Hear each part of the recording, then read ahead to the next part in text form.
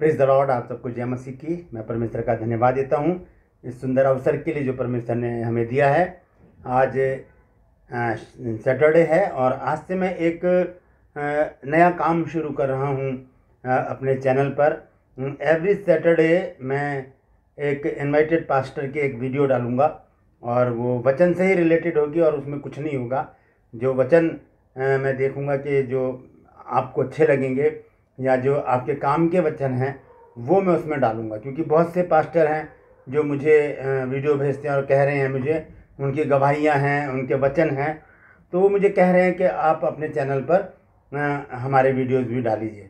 तो आज से मैं इस काम को शुरू कर रहा हूँ। एवरी सैटरडे एक वीडियो मैं ज़रूर डालूँगा। तो आज एक भाई हैं, पास्टर हैं, पास्टर सैमुअल माइकल, उनका एक वीडियो है और उन्होंने उपवास के विषय में बताया है। ये देखेंगे, छोटा सा वीडियो, 6 मिनट का वीडियो, आप ज़रूर देखिएगा और उसके बाद बताइएगा कि आपको कैसा लगा और उनके चैनल को भी सब्सक्राइब कीजिएगा। Praise the Lord. परमेश्वर आप सबको आशीष दे। दोस्तों जय मसीह की। आज मैं आप लोगों के बीच में पहाड़ी उपदेश लेकर, आपको शायद याद होगा मैं बहुत दिन पहले पहाड़ी उपदेश मैंने शुरू किया था और वो मैंने एक सीरीज़ बनाई थी कि जो प्रभु यीशु मसीह के मुख से बोले गए पहाड़ी उपदेश हैं उनके एक वर्स लेके या एक टॉपिक लेके मैं आपके बीच में शेयर करता था। बीच में बहुत सारे इश्यूज थे तो उनको लेकर के मैं नहीं बना पाया ये वीडियोस, मैं ये पहाड़ी उपदेश पूरे कर नहीं पाया था। लेकिन मैं अब दोबारा से हर रोज़ कोशिश करूँगा कि मैं आप लोगों के बीच में पहाड़ी उपदेश आपके बीच में रखूँ। और मैं आपसे चाहूँगा, जितने लोगों ने मेरे चैनल को सब्सक्राइब नहीं किया, आप भी मेरे चैनल को सब्सक्राइब कर दीजिए, बेल आइकन दबा दीजिए और ऑल वाली बेल भी दबा दीजिए, जिससे कि मेरे सारे वीडियोस आपके पास में नोटिफिकेशन के रूप में पहुंचने पाएँ। तो आज का मेरा टॉपिक है उपवास।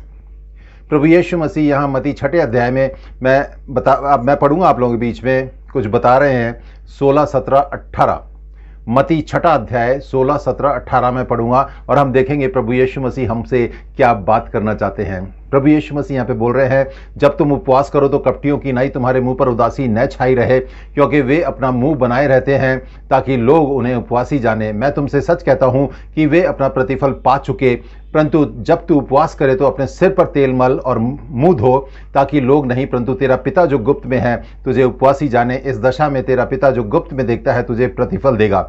मेरे प्यारे दोस्तों, प्रभु यीशु मसीह हमको यहाँ बताने चाह रहे हैं, अगर हम सांसारिक तौर पे देखें तो मैं ये नहीं बोलूँगा कि कोई खास धर्म के लोग, मगर जितने लोग उपवास रखते हैं तो सबसे पहली बात तो वो सबको बताते रहते हैं कि मेरा उपवास है, मेरा उपवास है, मेरा उपवास है और मैं बहुत परेशान हूँ, मुझको तो बहुत तबीयत ठीक नहीं हो रही है। इस तरीके से बहुत मुंह अपना बना के रखते हैं और अपने आप को उपवासी दिखाते हैं। लेकिन प्रभु यीशु मसीह यहाँ पे बताना चाह रहे हैं कि कपटियों की नाई तुम्हारे मुंह पे उदासी न छाई रहे, है ना, क्योंकि वे अपना मुंह बनाए रहते हैं ताकि लोग उन्हें उपवासी जाने।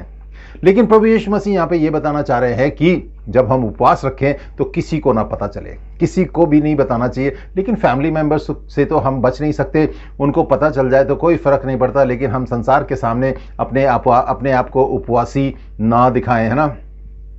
और यहाँ पे आगे लिखा जा रहा है, प्रभु यीशु मसीह बता रहे हैं, जब तू उपवास करे तो अपने सिर पर तेल मल और मुंह धो, है ना। हमें बिल्कुल एकदम फ्रेश दिखाना है। मतलब यहाँ पे ये दिखाया जा रहा है, प्रभु यीशु मसीह बताना चाह रहे हैं कि हम अच्छे से नहाए धोएं और अच्छे से अपना तेल वगैरह लगा के और अपने अच्छे से बाल बना के अच्छे से पूरा चमक के रहें, जिससे कि कोई हमको जानने ना पाए, है ना, कोई हमको पूछने ना पाए, भाई तुम उदास क्यों हो, तुम सुस्त बड़े दिख रहे हो। इस तरीके की बातें हमको लोगों को नहीं दिखानी है। और फिर आगे क्या लिखा है, ताकि लोग नहीं परंतु तेरा पिता जो गुप्त में है तुझे उपवासी जाने। इस दशा में तेरा पिता जो गुप्त में देखता है तुझे प्रतिफल देगा, है ना। जब सिर्फ परमेश्वर को पता चलेगा कि हम उपवासी हैं तो तब परमेश्वर हमको प्रतिफल देगा। यहाँ इसका पूरे का मतलब क्या है। अब मैं आपसे ये बताना चाहता हूं कि हम उपवास क्यों रखते हैं, क्यों जरूरी है हमको उपवास रखना। मैं आपको, मेरे प्यारे दोस्तों, मैं आपको एक चीज बता देना चाहता हूं। जब हम इस संसार में रहते हैं तो हमारा नेचर कैसा होना चाहिए, परमेश्वर के जैसा होना चाहिए। हमारे अंदर दीनता, नम्रता होनी चाहिए। लेकिन जब हम इस संसार में अपने नॉर्मल तरीके से जीते हैं, खूब छक के पेट भर के खाना खाएंगे, तो हमारे अंदर जोर आएगा, जोश आएगा, है ना, गुस्सा आएगा और हम किसी भी चीज़ की परवाह नहीं करेंगे। लेकिन मैं आपको प्रैक्टिकली एक चीज़ बताता हूं कि जब आपने कभी उपवास रखा है तो ठीक है, और नहीं रखा तो मैं आपको बता देना चाहता हूं कि उपवास रखने से क्या क्या रिएक्शन होते हैं या क्या कुछ होता है ना, जब हम उपवास रखते हैं। हमने सुबह का खाना नहीं खाया और बहुत से लोग तो अपने उपवास में फ्रूट खा लेते हैं या और कोई ऐसी चीज़ जो अन्न से नहीं बनी हुई वो खा लेते हैं, तो उस उपवास का कोई फ़ायदा नहीं है। लेकिन उपवास जब हम रखें तो बिल्कुल पूरे तरीके से हम उपवास रखें, हो सके तो पानी भी ना पिएं। लेकिन जब पानी, अगर हमारा गला बहुत ज़्यादा सूख रहा है तो हमें पानी पीने के लिए भी कोई मनाही नहीं है। थोड़ा सा अपना गला तर करने के लिए हम पानी पी सकते हैं ना, उसको भिगाने के लिए, या गला सूख रहा है तो उसको थोड़ा पानी हम पी सकते हैं करके। लेकिन जब हम उपवास रखें तो खाना बिल्कुल से ना खाएं, कुछ भी ना खाएं उस पेट भरने के लिए। और हम देखेंगे हमने ब्रेकफास्ट नहीं किया, लंच नहीं किया, लेकिन लंच के बाद फिर हमारे अंदर नम्रता और दीनता आनी शुरू हो जाती है।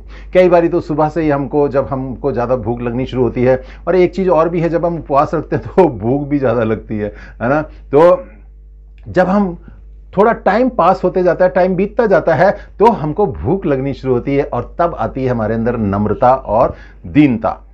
तब हमारा स्वभाव बनता है परमेश्वर की तरह, है ना। फिर हमको बहुत जल्दी गुस्सा नहीं आएगा, बहुत जल्दी हम किसी से नाराज नहीं हो जाएंगे, बहुत जल्दी से हम किसी की गलती को नहीं पकड़ेंगे मेरे प्यारे दोस्तों।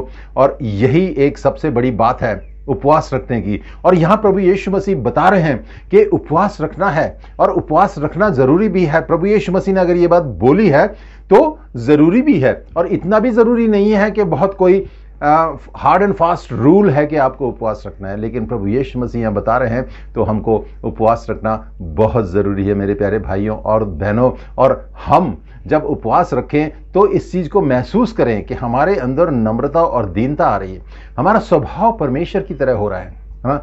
और जब हम अपने रोज़े के दिनों में, लेंट डेज में, जब हम 40 दिन का उपवास रखने का सिस्टम है, लेकिन हम बहुत से लोग नहीं रख पाते क्योंकि काम कर रहे हैं, नौकरी कर रहे हैं, किसी भी तरह से हम बिजनेस कर रहे हैं, तो हम शायद नहीं रख पाते। तो ऐसा कुछ भी नहीं है। लेकिन अगर हम कभी ऐसा हमारा सिस्टम भी बन जाए कि चलो हम हफ्ते में 1 दिन रखेंगे या हफ्ते में 2 दिन रखेंगे, तो इसमें कोई बुराई नहीं है। हमारी बॉडी को भी रेस्ट मिलेगा और हमारे अंदर नम्रता और दीनता भी आने पाएगी मेरे प्यारे दोस्तों। इस चीज़ को आप ध्यान रखिए। और जब हम परमेश्वर के स्वरूप में बनते जाते हैं, जब हम परमेश्वर की बातों में बनते जाते हैं, नम्रता और दीनता आती है, तो परमेश्वर बहुत खुश होता है, बहुत खुश होता है ना। क्योंकि परमेश्वर नहीं चाहता कि हम संसार की तरह हमारा स्वभाव हो। हमारा स्वभाव किसकी तरह होना चाहिए? परमेश्वर की तरह होना चाहिए। मेरे प्यारे दोस्तों, परमेश्वर आप सबको बहुत आशीष दे। Thank you very much.